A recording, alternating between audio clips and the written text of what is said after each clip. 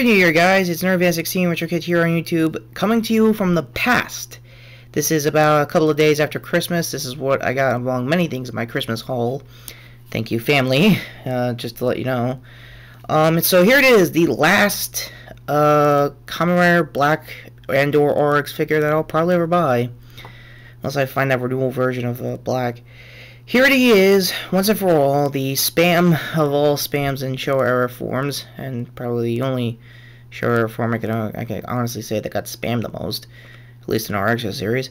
Bio Rider, or Super Blue if you're still remembering my, and many of the fandoms, TOKU fandoms, ever-long hatred of Masked Rider.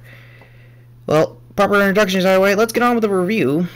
Starting with the box, we'll get to the figure in a minute.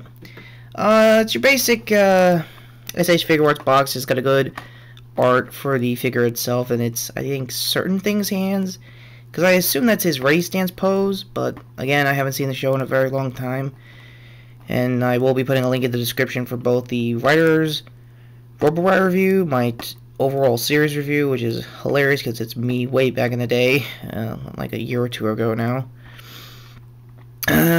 Here's all the other hands shown in the window, of course.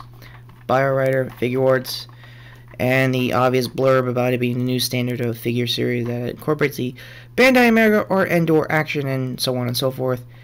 And that's very glossy on my camera, so I'm gonna skip that over.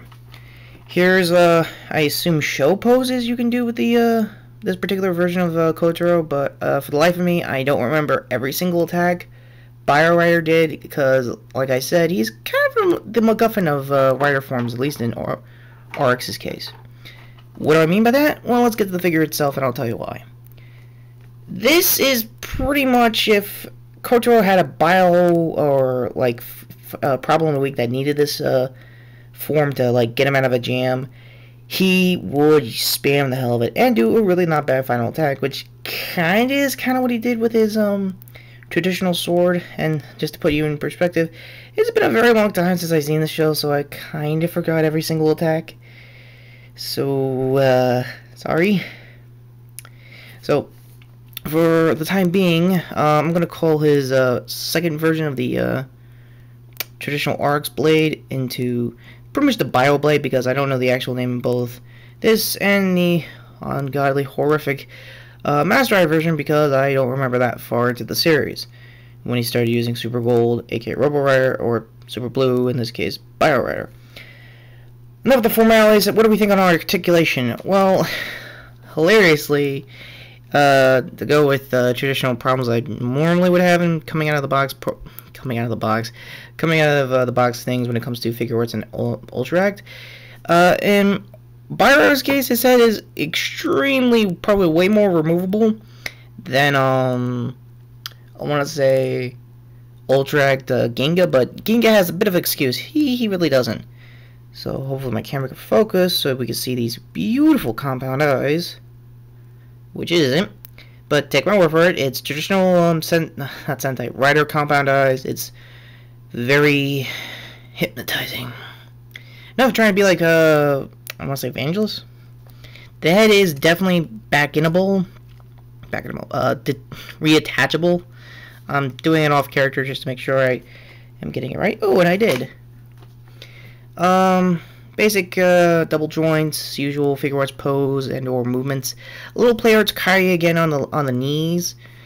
But as far as show accuracy with the sculpt, it is definitely kind of got a wear and tear kind of design for both this particular version of the Rider and Robo Rider, because this is based not on the original release, it's based on the renewal series.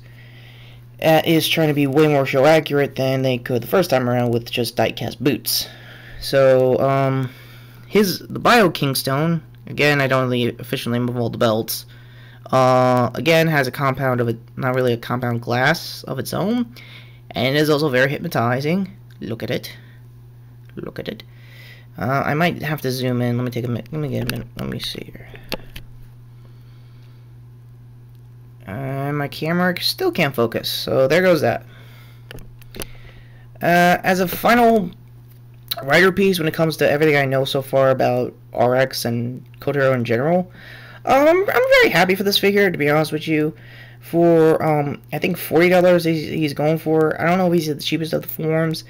If he's over that, I think there's a $10 budget rule from some channel I figured out. I'll put a link to that in the description below. So, with all that said, I'm not really going to do the traditional hand poses and taking it out kind of thing, but I will, for the sake of argument, tell you that it has fist hands, chop hands, which I have here for posing purposes, and like the Robo Rider, its shoulder joint can actually be detachable in case you break it, and it's a joint of its own, so it could come back in and out, kind of like the head, for example, like I mentioned earlier. So, final thoughts on the Renewal series of, in this case, RX. It did its job pretty well. It showed off what the figures can do with the, I guess, show accurate photos they probably got of the suits, either through its wear and tear or what it was like on set. But overall, I'm generally, this wasn't my personal favorite as far as RX forms. I did like Robo Rider a little more. I wish it had more screen time at the end. But, well, it is what it is. So, with that said, this is NerdFan16, which you get here on YouTube. And Bioblades. He is the child of the sun, Black RX, in his bio form. Defeating evil everywhere. Take care, guys. Have a good week or whenever the hell I put this up on YouTube. So yeah, see you later.